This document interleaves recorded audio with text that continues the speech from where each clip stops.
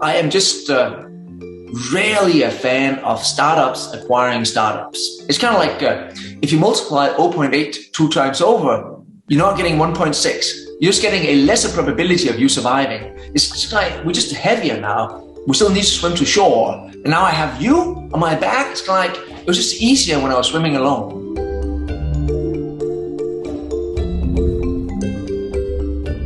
Welcome to UpTech Report. This is our Founder's Journey series. UpTech Report is sponsored by TerraLeap. Learn how to leverage the power of video at terraleap.io.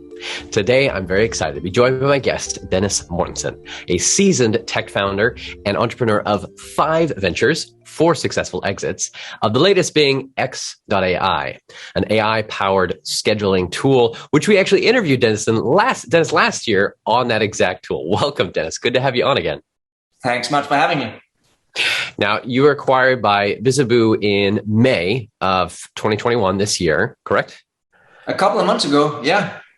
Very, very recent. I'm excited to hear more about this journey that you've been on and maybe the insights, because I feel like a lot of entrepreneurs, this is what they dream of, getting to this island. Let's talk about that imagery, but many drown. So here, first off, what is it like to arrive? What's the emotions? What's the feelings like? A few footnotes before I paint a picture of the island, that's our metaphor of the day. It's hard, I think, or at least I don't know how to design for your arrival. So if you're just trying to swim across the channel, trying then to imagine the party you're going to have on the other side might actually not increase your probability of having that party. You should just focus on swimming, really, as in it's dangerous enough as it is. So on the way there, my mindsets have certainly always been one for where try to make some good product and some happy customers, because if you do that, you might just increase that probability. Now, having said that, and most people say, Dennis, yeah, I've heard that before. You're not saying anything new here. So sure, I'm doing my damnedest best as we speak. Tell me more about the island. That was the question. Now, to at least allow for the opportunity, if that is what you're seeking, to arrive on the island and get to that elusive startup exit, which for some people might not be the goal. There's nothing wrong in the forever company. If anything, that is admirable in its own sense. But if you're not working on the forever company and are swimming towards the island, I think there's at least 2 schools of thought. There's the kind of West Coast, Y Combinator, don't speak to investors, investment banks, M&A teams, corp dev, and what have you, unless you are actively, in the moment, come 2 weeks from now, trying to sell your company or raise some capital. Then there's the other school of thought, which I believe in, doesn't make it right. Remember, anything I say is not gospel. It's all opinion. It's one for where you should probably speak to, and I tend to club these together. So I don't see a difference between, for this particular purpose, the investment bank or the corp dev team or the business unit owner or the VC at seed, A, B, C, D, E level. They're all in the same bucket. And it's a bucket of opportunity, really, which is that I, throughout any venture I've done, probably speak to 2 or 3 in that segment every week in, week out. If we take my current endeavor, x.ai, and I keep a spreadsheet, by the way, I spoke to 273 distinct entities throughout the years, most of them multiple times. Now, why would you speak to so many? Many of them, of course, sorry, that's not the right word. A few of them are existing investors because we got super intimate, they ended up on the cap table. Now, I always, if I'm really honest, had kind of real pushback from existing investors and what have you. Like, Dennis, I heard you spoke to Insight. Hey, Dennis, I was out west. I heard you chatting to Google M&A. Hey, Dennis, I saw this post. Did you meet up with these people? And they just weren't comfortable with that idea. I was super comfortable in the fact that you probably need to make some friends ahead of time if you at some point in the future think you might get married, because getting married after the second date seems just completely unrealistic. Or you need to have something so staggering successful that they cannot not buy it. And let's be real here. We're all going to make some good product, some happy customers, and have a interesting entity that might be up for grabs for the right kind of multiple. But we're not Snapchat. We might be something else. Now, as I did that, if I look back on my last 3 ventures, we can take x.ai. I'll give you some examples here of, yeah, but what does that translate into, Dennis? And why are you even doing that? And 2 or 3 times a week? That seems like a real investment, not only just in time, but all the kind of potential friction you create with the existing kind of team around you, including, say, your employees. Like, hey, who was that? Who's at the office? What's going on? But if you do it enough, then people figure out, oh, it's part of a kind of methodology, and I can just keep going here. This particular exit came about. There's not a single kind of reasoning for anything, but there's certainly a bigger multiplier in that equation, that a smaller startup wanted to see if we would not like to acquire them in the kind of scheduling space. And again, it falls into the kind of same kind of interest bucket. And I took a chat with them. Side note, I actually took the 2 founders to ballroom dancing with my daughter because I just didn't have any time, but you can join me and then we can do that. We can remove that from the equation. That's not a hint on what you should do. Now, these guys were super nice people. I am just rarely a fan of startups acquiring startups. It's kind of like if you multiply 0.8 2 times over, you're not getting 1.6. You're just getting a lesser probability of you surviving. It's just like, we're just heavier now. We still need to swim to shore. And now I have you on my back. It's kind of like, it was just easier when I was swimming alone. So took a look and politely declined. These guys were still nice, clever, and what have you. They ended up being acquired by a company in Europe. All couldn't find, kept in contact over the years. Then Bizzabo was in this kind of build or buy mode. Should we build this particular type of technology or should we buy it? And that's typically how many people end up if they're not just directly acquiring revenue. And in their network, these people were part of, who do you think we should call? I think of the folks you have on your list, you need to add Dennis and x.ai. They are nice, clever, have some interesting technology. Well, that was part of my do this thing 2 or 3 times a week. That was that exit. If I take the prior exit, when we sold visual revenue to Outbrain, I was at a kind of industry roundtable with kind of 8 people, and could look like, Dennis, don't go around town singing your song, just do your fucking work. Some sort of investor comment, right? And I try again to explain, yeah, I think this is part of my work. And at that roundtable, the COO of Outbrain was there. And I knew, obviously, don't attend any roundtable if it's not part of my kind of interest bucket. And now's the time to kind of go to the whiteboard and dazzle with what technology you have. And must have been 5 or 6 months later, because here's another kind of footnote. You trying to extract an exit in the moment, that suggests you just wake up with some sort of lust to sell. Somebody else wakes up with some conclusion to buy. And in that moment you meet.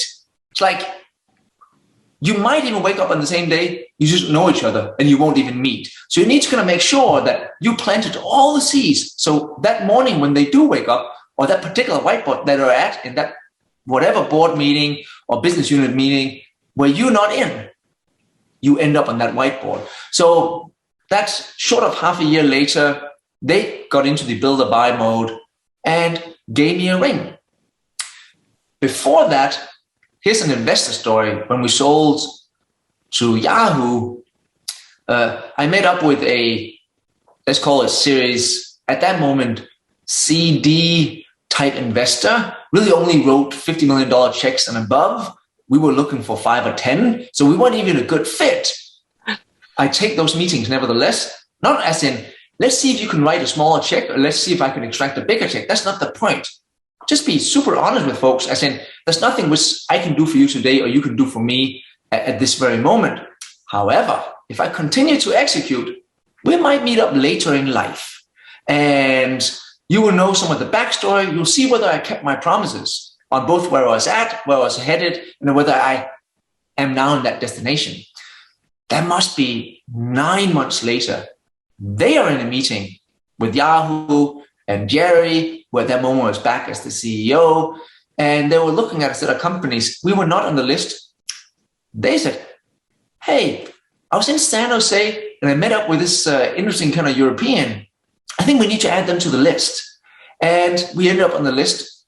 And all of these kind of 3 last exits have been what some people say, Dennis, that is just, the very definition of serendipity. As in, you haven't designed anything here. I would like to believe if you plant 273 seeds, some of them might blossom into something. They might all just get washed away in the next set of rain that comes along, but some of them might just blossom. It could be a complete wasted investment, but it's been my tactic. And each one of the kind of outcomes have been attached to this. Very long answer. I apologize. There's only 2 questions, and then we close up for the day.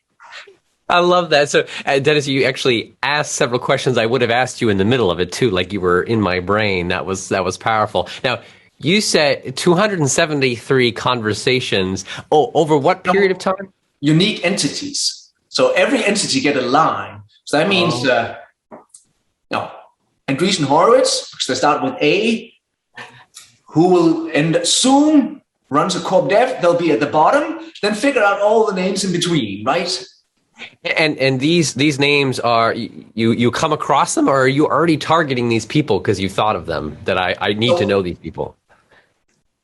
I try to craft a setting where most, if not almost all of this is inbound.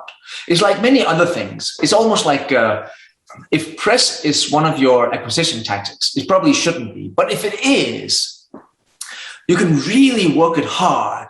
And it's almost all outbound, as in you're trying to kind of plant some sort of story.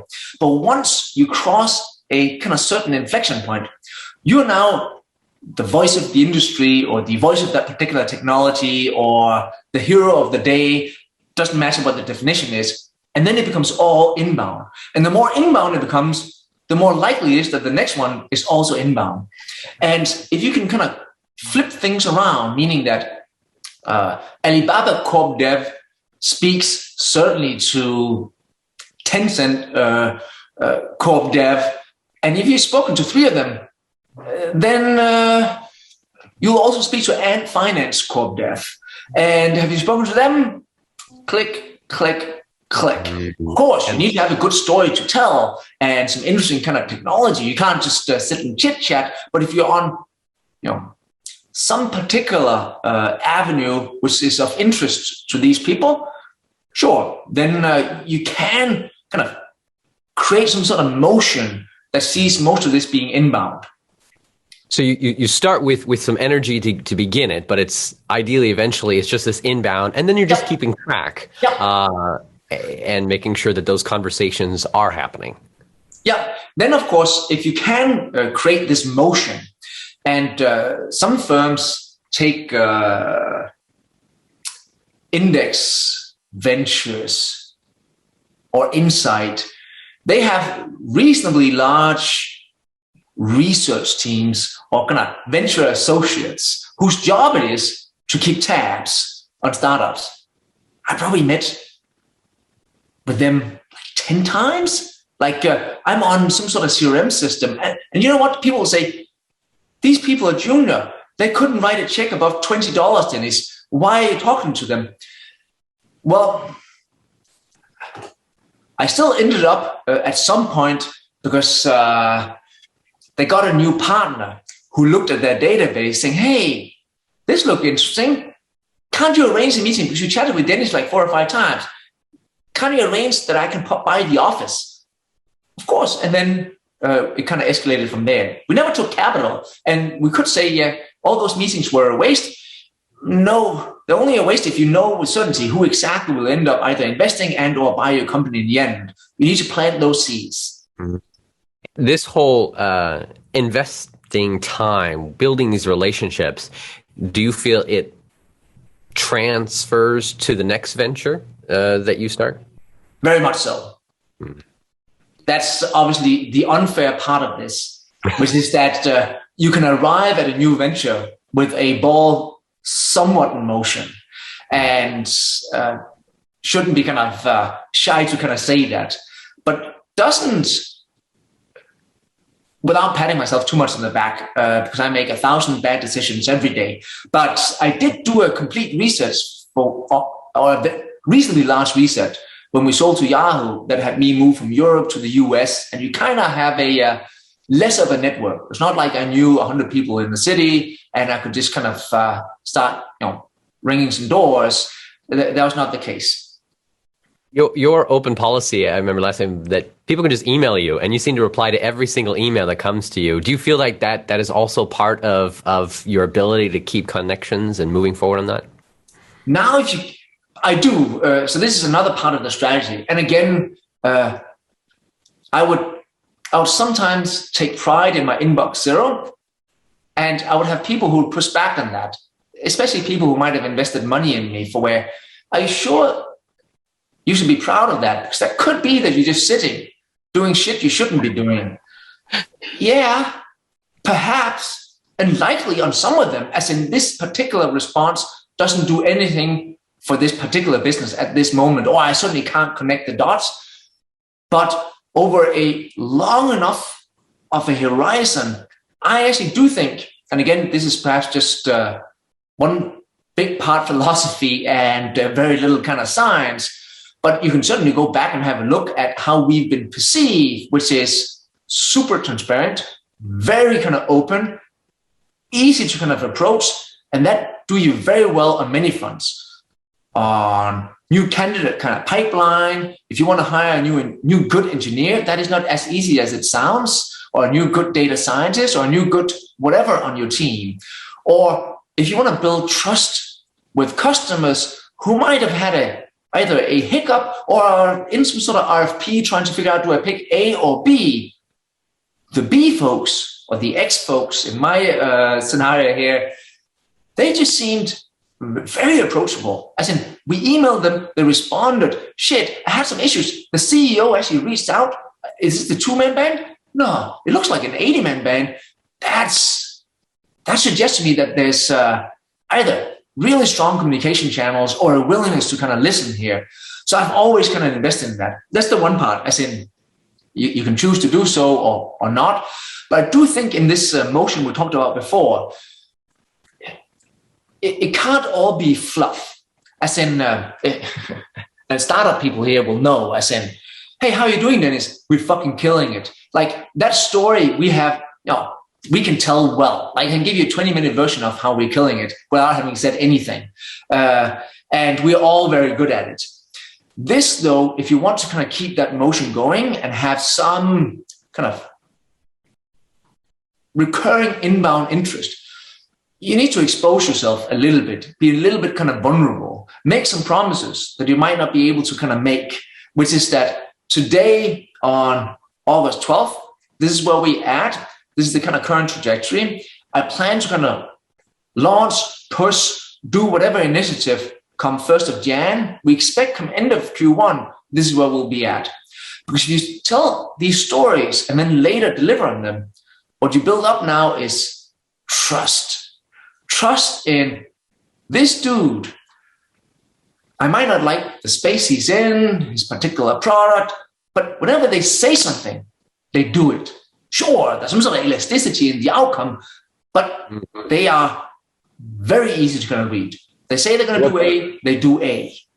what I was about to say is like, if you make that promise, that goal, but you don't quite reach it, I guess you make progress on it. So there at least that. Is that where you kind of Oh yeah, but connect? I'm also very open in, don't pretend to be able to predict the future, because none of us can.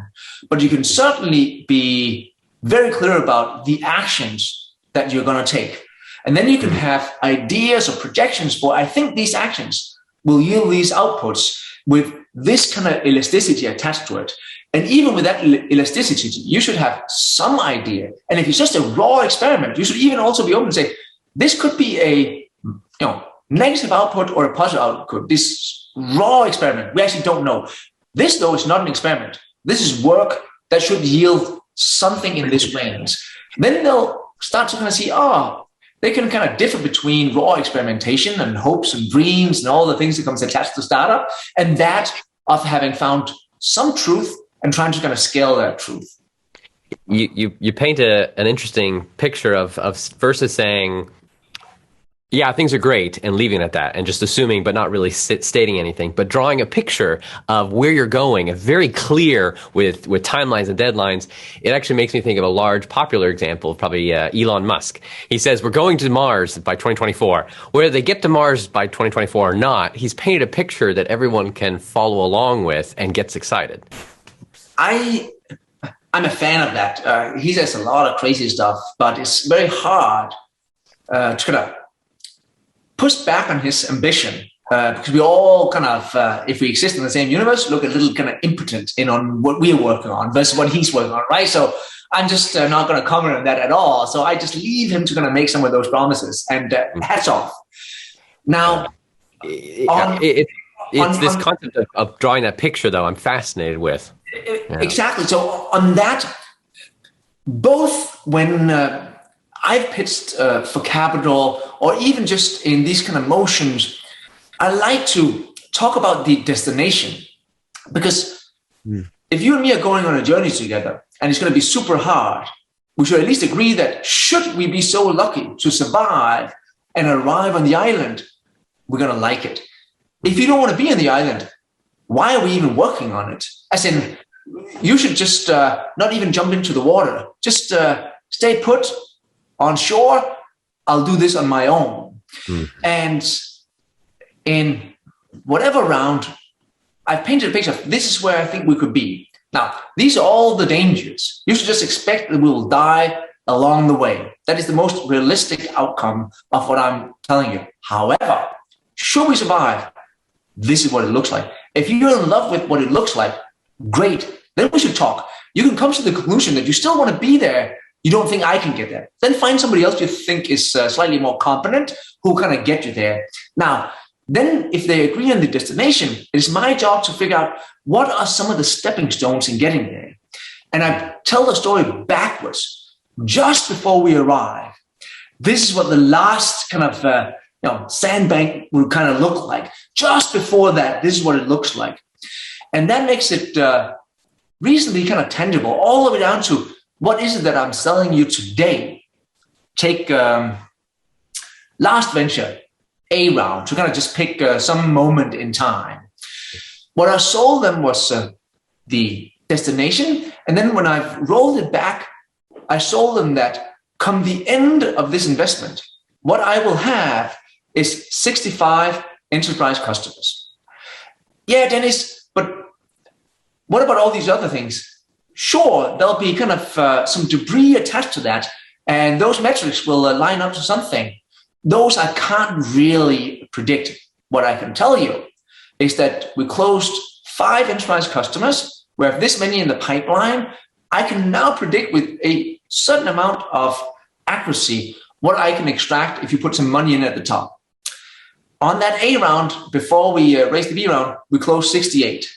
That's more luck than anything, but it could have been 52 or 79 or something like that. We certainly had a good enough understanding of, well, this is what the pipeline kind of looks like. We were able to close 5 on the prior set of capital. Now, if we do this at the top, I can see how much we can kind of push through. And that was the only promise I made. I can give you another one for the seed round at x.ai, for where we thought, given language is an unsolved science, that one of the bigger obstacles was whether the space we would exist in would be finite. As in, we thought we could predict a set number of intents: new meeting, cancel meeting, reschedule, running late, new participant, you're optional, all those things that can happen in my little universe. But as I say them, are there 10,000 or 108, right? As in, what is it? Because some things, even in the real world, don't come along that often. And it could be that for every 10,000 meetings, something happened, or for every 100,000 meetings. So I'll see it so rare. It's kind of like getting a car to kind of drive itself. For the most part, that is the easy thing. But then you see something so rare that we just don't have a model for it, right? And they're figuring that out as we speak. Musk and Point. And for that initial kind of seed round, what we told them, all you're going to get from us is a thumbs up or a thumbs down. We will tell you whether this space is finite. We won't have a product. We won't have customers. We won't have revenue. We won't have anything but an answer. Now, if you would like to invest in this answer where you would be the only one together with us who knows this, then we can see whether we can capitalize on that. It might just be a secret that is of value. But if you don't believe that that particular secret is of value, we're not going to be good partners.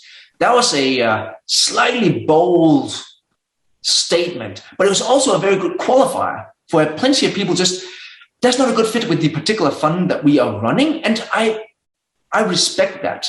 But it worked as a very kind of a Boolean type qualifier for Dennis. I'm not buying a thumbs up for $2 million.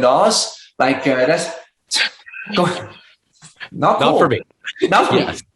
But it's clearly stating where you're heading and saying this is the goal point. Are you comfortable with this as the objective? Yep. And then I think it becomes more. I like that. This becomes very kind of tangible. As in, what is it that you're buying from me?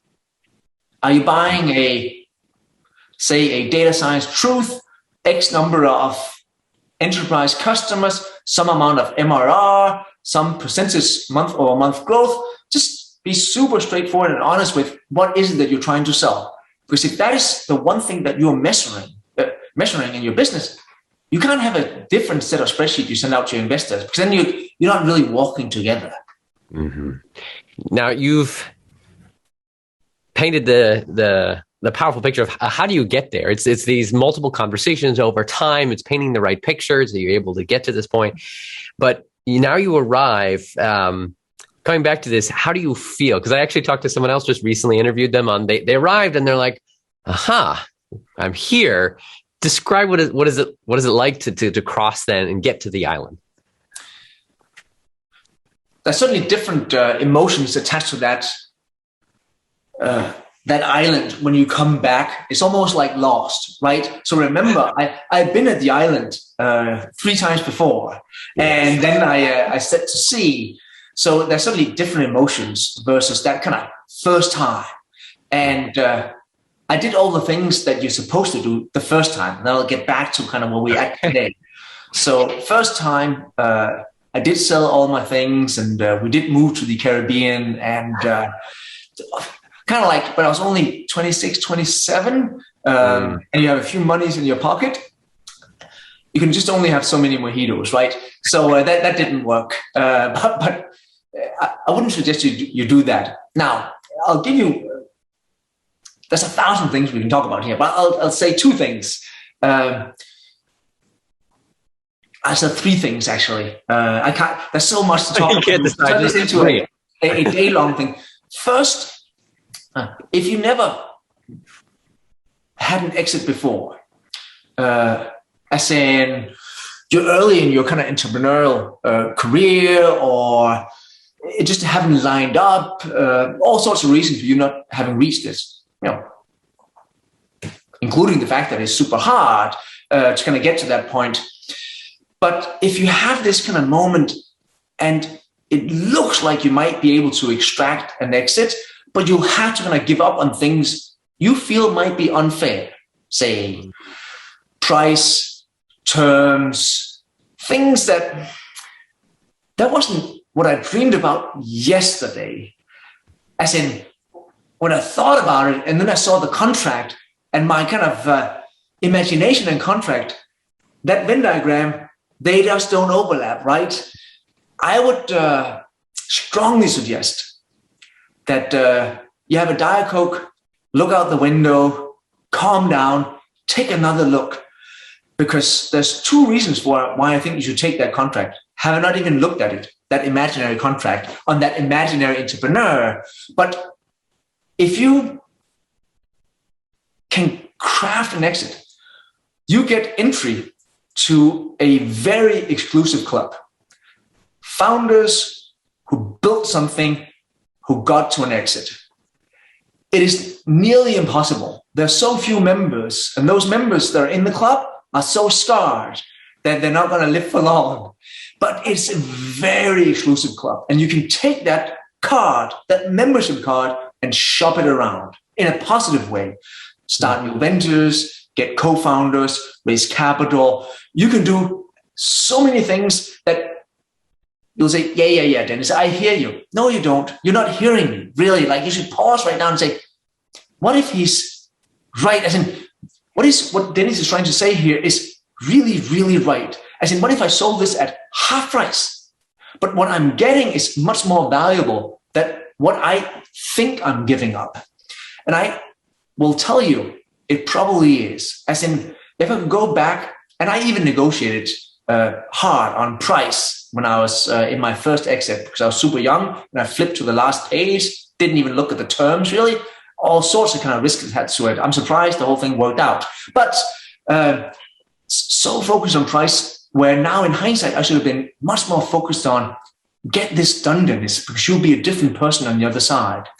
Mm-hmm. And that has given me a ton of life opportunities. That's one. Just work that list or email me and I'll help you kind of work that column on what are you going to get out of this, which is not just that sum of taxed dollars that you are kind of thinking is going to be your savior. That's one. Two, the amount of money which you need to be free when you have less than what you think you need. It's some sort of, if you speak to people who haven't reached that inflection point, just in life in general, they'll say kind of amounts that are kind of unnecessary. Yeah, I think I need $100 million to be free. Do you? As in, sure, you'll certainly be financially free at $100 million. Pick some other, doesn't matter what the amount is. But whenever I speak to people, the amount is always, in my opinion, and this is just, of course, all opinion, it's always way too big. As in, okay, so let's say you buy a nice apartment, $3 million. I don't know where you live. Set aside $500,000 so your kids can go to school. Put aside another $2 million to just flim flam, right? Because you don't have any cost now, right? As in, you're not Diet Cokes and laptops. As in, you got to buy a lot of Diet Cokes and a lot of laptops to spend money when you have no cost. And that means the amount is, in my opinion, way smaller. So you need, and I'm saying this, it's all in relative terms here. I'm not trying to be an asshole or a douchebag here, but I'm just saying that you don't have to kind of imagine these kind of TechCrunch style, they won the financial lottery type outcomes. If you did some really good SaaS tool for where you can do a $7 million exit, you still own most of the kind of equity, take it. And you'll say, Dennis, but I can get 20 for this in 2 years. Take it. You can have 0 in 2 years. You can have all sorts of things can happen. Take it. And just trust me on that. And then in 10 years, come back. And if it's not that, I'll make up the remainder. Now, that's kind of... That's two. What's the third? The third part is... perhaps a little bit more strategic. There's and I'll add a bonus part as well, a little bit more strategic, which is that if you believe in entrepreneurship as a lifelong career, as in, I'm really running the 50-year fund versus the VC who's running the 4-year fund, right? They can invest in parallel. I can only, as an entrepreneur, invest in serial. So I have to do them, one by one by one. It'll take me about 50 years. And I can do about 10 ventures in this particular fund. I'm halfway through in my 50-year fund.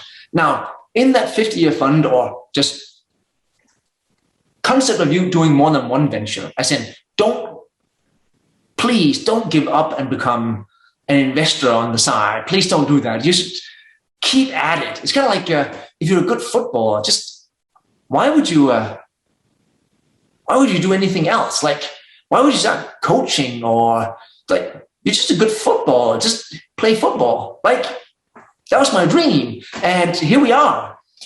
Now, in that scenario, when you do kind of get to the exit, you should, whatever kind of formidable terms you've been able to kind of put in place, say you have no earn-out or no lockup, or just super favorable kind of terms, you should still assume that the post-merger integration period is really either a future discount or premium attached to your name, meaning that you could walk out the door tomorrow and be equally well off financially.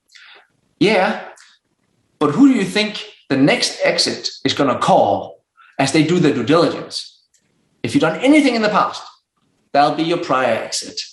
And the first question will be, who's Dennis? What type of teams does he assemble? How's the technology? Is he trustworthy? Does he stay put? Will he make sure the whole thing is integrated? We're going to pay him $10. Is that going to be worth $10? So if you don't do a good job today, you're now running around knowing that anything you'll do in the future will come at pick a number, 20% discount. I don't want that attached to my name. So you almost have to expect, no matter the terms, at least, and I could be super naive here, or just too much in love with my own product, but I really believe you need to make sure that the acquirer who just gave you $10 will go back and have a look at this and say, you know what? This feels like 12, like well integrated. The 2 or 3 charters that we had hoped for got implemented in the platform. We have X amount of users kind of attached to it. The outcomes that we kind of put these metrics to, we kind of did, 4 months earlier. All just good signs. You don't have to stay put for years on end. Just make sure that post-merger integration is done so well that everybody's happy. Now, after that, whether you want a job or career, or you only had one startup in you, that's a different story. But at least allow yourself to say, I could roll the dice one more time. Got a reasonably good name attached to it. Now, that was the 3 points. Bonus point. There's the kind of emotional setting of surrendering something which you worked on day and night. I'm not talking about 18-hour work days, just day and night. This is all you think about. Certainly all I think about. I don't do any angel investing, any advisory, any board seats. I don't do anything but my venture. So when I lose, I can look in the mirror and say, Dennis, you shit. You played a bad game. It's not like, yeah, I was kind of busy, but I have other things. No, just weren't your day, man. That's it. But if I win, I'll take full credit. Like, this is all I did. Didn't do anything. I didn't stumble into it. I applied all my effort. And in that scenario, when you do apply all your effort, it can be, somewhat emotional, right? For where I really worked on this. And obviously, the brand is unlikely to survive. They'll probably be incorporated. Your customers, depending if they buy technology and not revenue, might not be able to be incorporated in the new setting. There's all sorts of kind of things that will happen on the other side that are good strategic choices from the acquirer's point of view. But you are emotionally invested in all of these things. I have this saying, which is that you probably shouldn't love anything that can't love you back, that I keep reminding myself of. I'm not saying I can fully believe in it, but I keep reminding myself that, Dennis, these are just things. As in, those daughters, that wife, family, friends, those are things that matter. This is just technology. Still though, you can get slightly emotionally attached to it, but you try to extract yourself from that and not look at it as I need to make sure this survives at all costs in its current kind of incarnation, which doesn't do you any service. It's a powerful tool to use for yourself, a checkup. Do I love this thing that can't love me back more than the things that can love me back? Yeah. And sure, do you prioritize accordingly? There's so many insights that you just kind of pack together there for us, and I know you could probably spend a week just talking about all the stories over the multiple years. For you, what are you most excited about next? Like, do you have like new technologies, or do you still stay focused and keep your head down? I appreciate your focus. You said you don't invest or do anything. Like, how do you see yourself moving forward from here? If you are just a little bit entrepreneurial, you'll have ideas all the times, or even better, see things in the world that you believe aren't right, things that are too painful, that somebody should come along and solve for that. And this is going to sound very odd, or perhaps even in conflict with what I just said before, but I feel almost unfaithful to my startup if I go home and take notes on new things. So I never do that. But what I do is that I keep a list of hate, which is things in the world that I really dislike. And if I spot something which I really dislike and I think, ooh, that's a good entrepreneurial nugget, I want to extract it from my mind and save it like the baby it is. And then I write it on my list and I never look at it. But I saved it. It's kind of like I gave birth to an idea and it immediately got adopted by my list. And it sits over here and it might survive. Then when I get to the end, then I look at my list, and that is fucking funny. Because what you have here is one angry boy. Because they're all things I dislike. First of all, I'm thinking, this guy needs to go into therapy. Like, cheer up. But the whole point of the list is that these are things I dislike. And they're really just many times one-liners, the same thing I've kind of, because I go to the same places, experience kind of multiple times. And now I start to kind of prune my list. Dennis, this is silly. You're just angry. That's not even an idea. Delete. Then, this is interesting. Yeah, you wrote it down 4 years ago. 2 or 3 guys are already working on it. Well, it was real at least. Hats off to you. Move that to the right. And then as you start to kind of prune the list, and I'm not yet in kind of pruning the list mode. I'm just in right now scanning the list, laughing for myself some nights. But then I have a whole process for how I mostly disqualify ideas. We could talk about that at a completely kind of separate day on how you should get started on a new venture, kind of for whatever the reason. But to kind of answer your question, I have a set of past hate/love letters from myself to me that I'm reading as we speak. And none of them are kind of carrying me anywhere just yet. Dennis, I love the almost opposite look that you have that I have not heard before. This has been powerful, Dennis. The insights you shared of how do you get there? What does it feel like once you've gotten there and making the right choices from that point? Already now positioning yourself up to what's the next venture. I agree. I think we need to do another interview and you can talk about that process of starting a new venture. And we'll do an interview on that once you begin it. I think that'll be awesome. Great. Thank you so much for your time, Dennis, for joining us. This has been great. Time well spent. Cheers. We'll see you all on the next episode of UpTech Report. Have you seen a company using AI, machine learning, or other technology to transform the way we live, work, and do business? Go to uptechreport.com and let us know.